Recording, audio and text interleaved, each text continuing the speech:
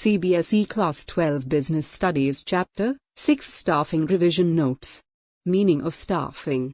Staffing has been described as the managerial function of filling and keeping filled the positions in the organization structure. Staffing is process of recruiting right people for the right job. Importance of staffing.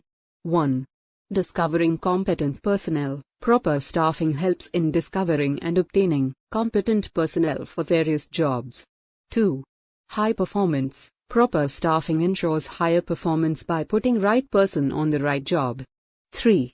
Continuous growth of enterprise. Proper staffing ensures continuous survival and growth of the enterprise. 4. Optimum utilization of human resources. It prevents underutilization and overmanning of personnel and thus reduces labor cost. 5. Higher job satisfaction. It improves job satisfaction and morale of employee. Staffing as a part of human resource management, HRM. Staffing function deals with human element. This plays an important role in the success of an organization.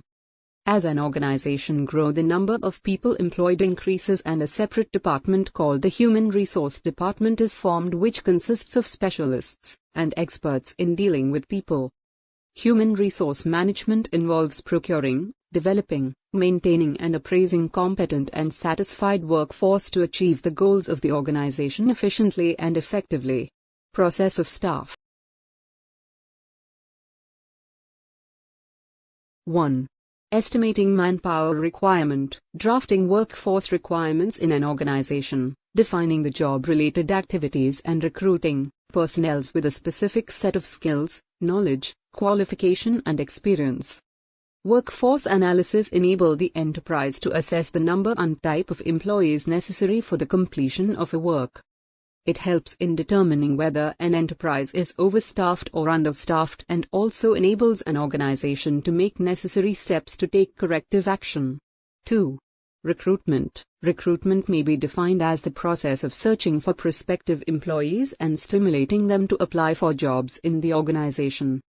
Both internal and external sources may be used for searching employees. 3. Selection. It is the process of choosing and appointing the right candidates for right job in an organization by conducting various exams, tests and interviews. It ensures that the organization gets the best candidate. The selection process enhances the self-esteem and prestige of the selected candidates. 4.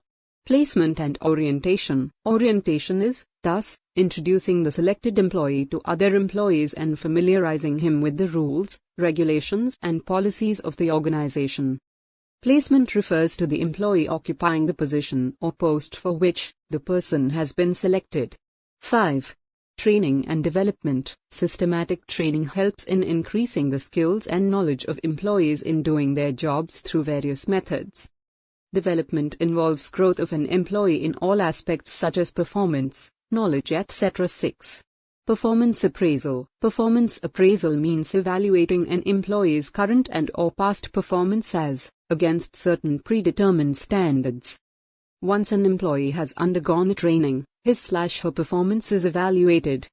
It is concerned with continuous evaluation of the performance of employees in an organization. 7. Promotion and career planning. Promotion means being placed in positions increased responsibility. Promotion and career planning is very important to boost the morale of employees and motivate them to utilize their full potential. 8. Compensation. Compensation refers to all forms of payment made by an enterprise to their employees. For example, salaries, incentives, commission, etc. Recruitment. Recruitment may be defined as the process of searching for prospective employees and stimulating them to apply for jobs in an organization. Sources of recruitment. 1. Internal sources of recruitment. Internal sources refer to inviting candidates from within the organization. Types. Transfers. It involves the shifting of an employee from one job to another, from one department to another or from one shift to another shift. Promotions. It means placing an employee to a higher position carrying higher responsibilities, prestige, facilities and pay. Advantages. Employees are motivated to improve their performance. Internal recruitment also simplifies the process of selection and placement. No wastage of time on the employee training and development. Filling of jobs internally is cheaper. Limitations. The scope of induction of fresh talent is reduced. The employee may become lethargic. The spirit of competition among the employees may be hampered. Frequent transfers of employees may often reduce the productivity of the organization. External sources of recruitment. When the candidates from external sources are invited to fill in the vacant job position, then it is known as external recruitment. The common methods of external sources of recruitments are: 1. Direct recruitment. Under the direct recruitment, a notice is put up on the notice board of the enterprise specifying the details of the jobs available. 2. Casual callers. Many reputed business organizations keep a database of unsolicited applicants in their office. This list can be screened and best candidate is selected. 3. Advertisement. Advertisement media is used when a wider range of candidates to choice are required. Example: newspapers, internet, radio, television, etc. 4. Employment exchange. Employment exchange run by government is regarded as a good source of recruitment for unskilled and skilled operative jobs. 5. Placement agencies and management consultants. Placement agencies provide a nationwide service in matching personnel demand and supply. 6. Campus consultants. Campus recruitment means recruitment of candidates directly from management and technical institutions and universities.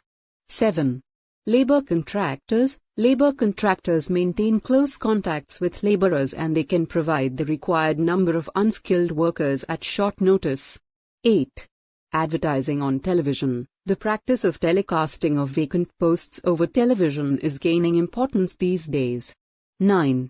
Web publishing. There are certain websites specifically designed and dedicated for the purpose of providing information about both job seekers and job opening. 10. Recommendations of employees. Applicants introduced by present employees or their friends and relatives may prove to be a good source of recruitment. Advantages. Qualified personnel. By using external source of recruitment, the management can attract qualified and trained people to apply for the vacant jobs in the organization. Wider choice. The management has a wider choice in selecting the people for employment. Fresh talent. It provides wider choice and brings new blood in the organization. Competitive spirit. If a company taps external sources, the staff will have to compete with the outsiders. Limitations. Dissatisfaction among existing employees. Recruitment from outside may cause dissatisfaction among the employees of the O. They may feel that their chances of promotion are reduced. Costly process. A lot of money has to be spent on advertisement, therefore this is costly process. Lengthy process. It takes more time than internal sources of recruitment. Selection. Selection is the process identifying and choosing the best candidate from within the organization or from outside, the most suitable person for the current position or for the future position.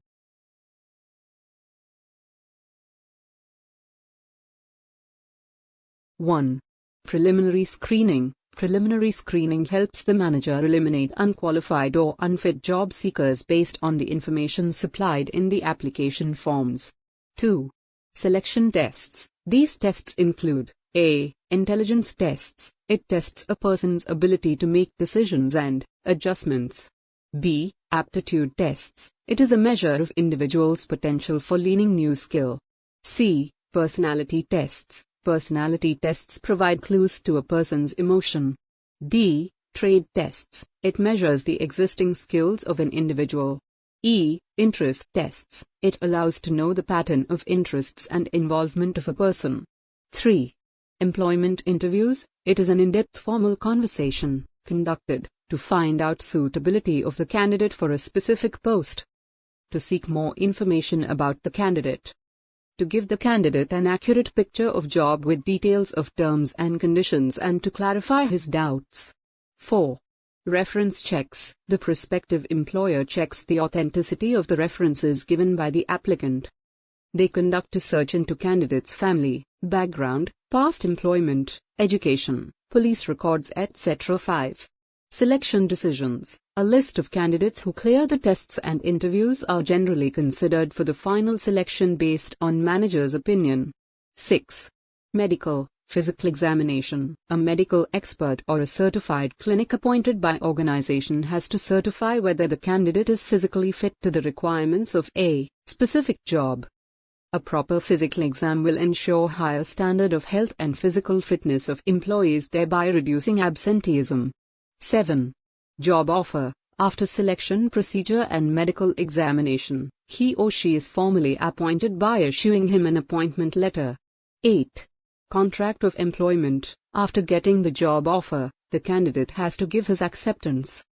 Both employer and employee has to sign a contract of employment which contains terms and conditions, pay scale, leave rules, hours of work, mode of termination of employment, etc. Training and development.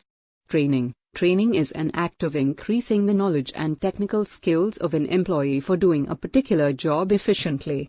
Both existing employees and new employees get acquainted with their jobs, and this increases the job-related skills. Benefits to organization. Systematic learning leads to wastage of efforts and money. Increases productivity. 3. Leading to increase in profit. Equips the future managers to handle emergencies. Increases employee morale and reduces absenteeism.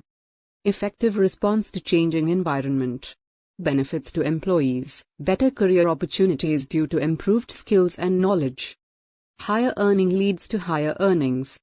Improves efficiency in handling machines. Improves satisfaction and morale of employees.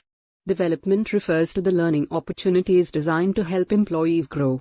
It covers not only those activities which improve job performance but also those which bring about growth of the personality. Training. It is a process of increasing knowledge and skills.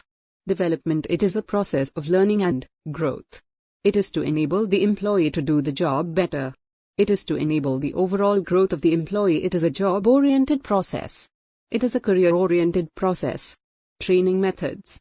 A. On-the-job method. It refers to the methods that are applied at the workplace, where the employee is actually working. It means learning while doing. 1. Apprenticeship program. Apprenticeship programs put the trainee under the guidance of a master worker. The trainee receives stipend while learning so that he or she can enjoy earn while you learn scheme. 2. Coaching. In this method, the superior guides and instructs the trainee as a coach. The trainee works directly with the senior manager and the manager takes full responsibility for the trainee's coaching. 3. Internship training. The educational institute enters into a contract with business firms or corporates for providing practical knowledge to its students by sending them to business organizations for gaining practical experience. 4. Job rotation. This kind of training involves shifting the trainee from one department to another or from one job to another. Job rotation allows trainees to interact with other employees, facilitating future cooperation among departments. B. Off-the-job methods. 1. Classroom lectures/conferences. The lecture or conference approach is well adapted to conveying specific information and rules, procedures or methods. 2. Films. They can provide information and explicitly demonstrate skills that are not easily represented by the other techniques. 3. Case study. Cases are developed from the actual experiences of organizations. Cases represent attempts to describe, as accurately as possible, real problems that managers have faced. 4.